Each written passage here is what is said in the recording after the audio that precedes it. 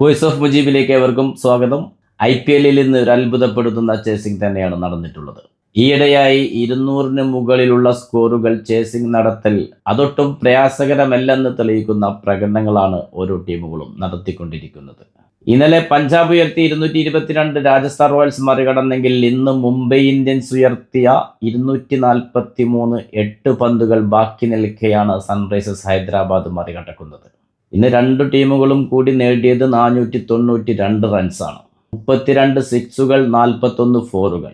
ബൗളർമാർക്കൊരു റോളുമില്ലാതായി പോകുന്നു IPL-ൽ എന്ന് വേണം പറയാൻ. ഇന്നത്തെ മത്സരത്തോടെ അഭിഷേക് ശർമ്മ ടോപ്പ് സ്കോറിലേക്ക് എത്തിയിരിക്കുന്നു, 425. ഇന്ന് 24 പന്തുകൾ കളിച്ച അഭിഷേക് ശർമ്മ നേടിയത് 45 റൺസായിരുന്നു, 3 സിക്സുകളും 4 ഫോറുകളും. മത്സരശേഷം കളിയുടെ പ്ലാനിങ്ങിനെ കുറിച്ച് ട്രേവിസ് ഹെഡ് പറയുകയുണ്ടായി. ഞങ്ങൾക്ക് മറികടക്കേണ്ടത് 243 ആയിരുന്നു. അതുകൊണ്ട് തന്നെ ഓരോ 4 ഓവറുകളിലും 50+ അടിക്കുക എന്നൊരു തീരുമാനം തന്നെയായിരുന്നു. ആദ്യ 4 ഓവറിൽ നേടിയത് 65, പിന്നീട് 8 ഓവറാകുമ്പോൾ 112, 12 ഓവറിൽ 165 എത്തുന്നു, 16 ഓവറിൽ അത് 212 എത്തുന്നു. പിന്നീട് 243 മറികടക്കുന്നത് വെറും 16 പന്തുകളിലാണ്. കളി തീരാൻ ഇനിയും 8 പന്തുകൾ ബാക്കി നിൽക്കെയാണ് സൺറൈസേഴ്സ് ഹൈദരാബാദ് വിജയത്തിലേക്ക് എത്തുന്നത്. അവരുടെ പ്ലാനിങ് വളരെ കൃത്യമായിരുന്നു. ടോസ് ലഭിച്ച മുംബൈ ഇന്ത്യൻസ് ഇന്ന് സ്വന്തം കാണികൾക്ക് മുന്നിൽ ആദ്യം ബാറ്റ് ചെയ്യാൻ തന്നെ തീരുമാനിക്കുകയായിരുന്നു. ആ ഒരു തീരുമാനം തീർത്തും ശരിവെക്കുന്ന പ്രകടനം തന്നെയാണ് മുംബൈ ഇന്ത്യൻസിന്റെ ഓപ്പണർമാർ കാഴ്ചവെച്ചത്. വിൽ ജാക്സിന്റെ ഒരു തിരിച്ചുവരവ് അതിഗംഭീരമാക്കുന്ന പ്രകടനം തന്നെയായിരുന്നു. വിൽ ജാക്സും റിക്കൽട്ടനുമാണ് ഇന്ന് മുംബൈ ഇന്ത്യൻസിന് വേണ്ടി ഓപ്പൺ ചെയ്തത്.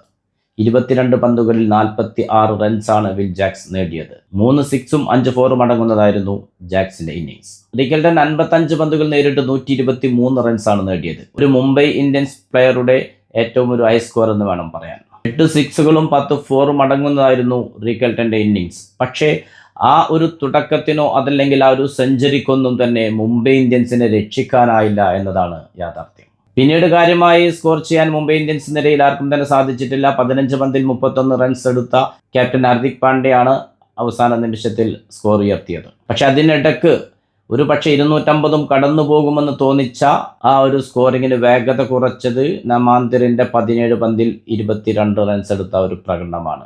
അവിടെ ഒരു പോസിറ്റീവായ കളി വന്നിരുന്നെങ്കിൽ 250 കടന്നു പോകുമായിരുന്നു. സൂര്യകുമാർ യാദവ് പതിവ് പോലെ വീണ്ടും നിരാശപ്പെടുത്തി 5 പന്തിൽ 5 റൺസ്. കാര്യങ്ങൾ ഇങ്ങനെയൊക്കെയാണെങ്കിലും 243 നല്ലൊരു സ്കോർ തന്നെയായിരുന്നു. സ്വന്തം കാണികൾക്ക് മുന്നിൽ സൺറൈസേഴ്സ് ഹൈദരാബാദിനെ പിടിച്ചു കെട്ടാൻ മുംബൈ ഇന്ത്യൻസ് ബൗളേഴ്സിന് കഴിയണമായിരുന്നു. അതിന് കഴിയണമെങ്കിൽ നേതൃത്വം കൊടുക്കേണ്ടത് ബുംറയായിരുന്നു. പക്ഷേ ബുംറ 4 ഓവറിൽ ഒരു വിക്കറ്റ് പോലും നേടിയെടുക്കാൻ കഴിയാതെ വിട്ടുകൊടുത്തത് 54 റൺസാണ്. സാക്ഷാൽ ബുംറയ്ക്ക് കഴിയാത്തത് പിന്നെ ആർക്ക് കഴിയും? ഏതൊരു ബാറ്ററും ബുംറയെ 6-നും 4-നും പറത്തുന്ന കാഴ്ചയാണ് IPL-ൽ കണ്ടുകൊണ്ടിരിക്കുന്നത്. അല്പമെങ്കിലും ഭേദപ്പെട്ടൊരു ബൗളിംഗ് പ്രകടനം ബോൾട്ടും ക്യാപ്റ്റൻ ഹാർദിക് പാണ്ഡ്യയും തന്നെയാണ് മുംബൈക്ക് വേണ്ടി നടത്തിയത്. പക്ഷേ ക്യാപ്റ്റന്റെ ചില പരീക്ഷണങ്ങൾ അസ്ഥാനത്തായി പോകുന്ന കാഴ്ചയും നമ്മൾ കണ്ടു. ഡിസംബറിനെ പവർ പ്ലേയിൽ ഒരു ഓവറിൽ കൊണ്ടുവരുന്നു, പക്ഷേ പിന്നീട് മാറ്റി നിർത്തുകയാണ് ഉണ്ടായത്. ക്രീസിലുള്ളത് രണ്ടും ലെഫ്റ്റ് ഹാൻഡ് ബാറ്റർമാരാണ്, ട്രേവിസ് ഹെഡും അഭിഷേക് ശർമ്മയും. ഇരുവരും മികച്ച ഫോമിലായിരുന്നു. പക്ഷേ ആ ഒരു ഘട്ടത്തിൽ തൊട്ടടുത്ത ഓവറുകളിൽ തന്നെ തിരിച്ചു കൊണ്ടുവരാമായിരുന്നു ഗസംബറിനെ. പക്ഷേ അതുണ്ടായില്ല. പിന്നീട് ബുംറയെ സെക്കൻഡ് ഓവർ ബൗൾ ചെയ്യാൻ കൊണ്ടുവന്ന് അതും കഴിഞ്ഞ് പിന്നീടാണ് ഗസംബറിനെ കൊണ്ടുവരുന്നത്. അഭിഷേക് ശർമ്മയുടെ വിക്കറ്റ് നഷ്ടമാകുന്നു. പിന്നീട് ക്രീസിലെത്തിയ ഇഷാൻ കിഷൻ നേരിട്ട് ആദ്യ പന്തിൽ തന്നെ അടിച്ചെടുത്ത് ബൗൾഡ് ആവുന്നു. 2 വിക്കറ്റുകൾ ആ ഒരു ഓവറിൽ നേടിയെടുത്തു. ഹാർദിക് പാണ്ഡ്യ ട്രേവിസ് ഹെഡിനെ പുറത്താകുന്നു. തുടരെ ഒരു 3 വിക്കറ്റുകൾ 2 ഓവറുകളിലായി നഷ്ടപ്പെട്ട് സൺറൈസേഴ്സ് ഹൈദരാബാദ് സമ്മർദ്ദത്തിലേക്ക് പോകുമെന്ന് തോന്നിച്ച ഘട്ടത്തിലാണ് ക്ലാസനും നിതീഷ് കുമാർ റെഡ്ഡിയും ക്രീസിൽ ഒന്നിക്കുന്നത്. വീണ്ടും ഗസംഫർ ബൗൾ ചെയ്യാനെത്തുന്നു.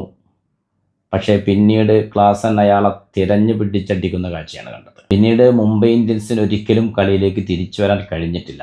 നിതീഷ് കുമാർ റെഡ്ഡിയുടെ വിക്കറ്റ് വീഴ്ത്താനായി പിന്നീടെത്തിയ സലീൽ അറോറ 10 പന്തിൽ നിന്നാണ് 30 റൺസ് നേടിയത്. അല്പമെങ്കിലും അടികൊള്ളാതെ നിന്നിരുന്നത് ഹാർദിക് പാണ്ഡ്യയായിരുന്നു. പക്ഷേ ആ ഹാർദിക് പാണ്ഡ്യയും വെറുതെ വിട്ടില്ല സലീൽ അറോറ.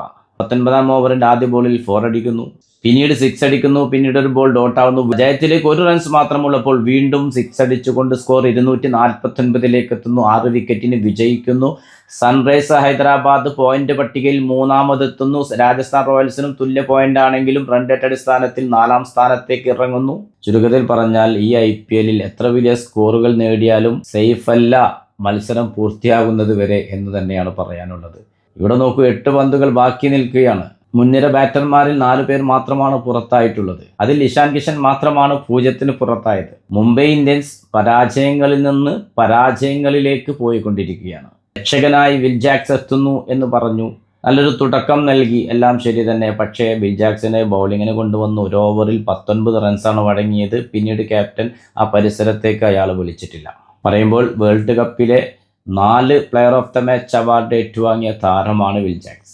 1 ഓവറിൽ അവസാനിപ്പിക്കേണ്ടി വന്നു ക്യാപ്റ്റന്. അത്ര ദയനീയമായിരുന്നു പ്രകടനം. പക്ഷേ അയാളുടെ ബാറ്റിംഗ് പ്രകടനം പറയാതിരിക്കാൻ വയ്യ. ആ ഒരു തിരിച്ചുവരവിന്റെ ഗുണം തന്നെയാണ് ഓപ്പണിംഗിൽ കണ്ടത്. മുമ്പെങ്ങുമില്ലാത്ത തരത്തിൽ മികച്ച ഫോമിലായിരുന്നു റിക്കൽട്ടൺ വിൽ ജാക്സിന്റെ കൂടെ ബാറ്റ് ചെയ്തത്. അതുകൊണ്ട് തന്നെയാണ് ഇത്തരം ഒരു ടോട്ടൽ പടുത്തുയർത്താൻ അവർക്ക് കഴിഞ്ഞതും. പിന്നീട് ബൗളർമാർക്ക് അത് സംരക്ഷിക്കാൻ കഴിഞ്ഞില്ല. സൺറൈസേഴ്സ് ഹൈദരാബാദിന് വേണ്ടി ഈ അടിപൊടി പൂരത്തിന്റെ ഇടക്കും ബൗളിങ്ങിൽ മികച്ച പ്രകടനം കാഴ്ചവെച്ച ഒരു കളിക്കാരനുണ്ട്,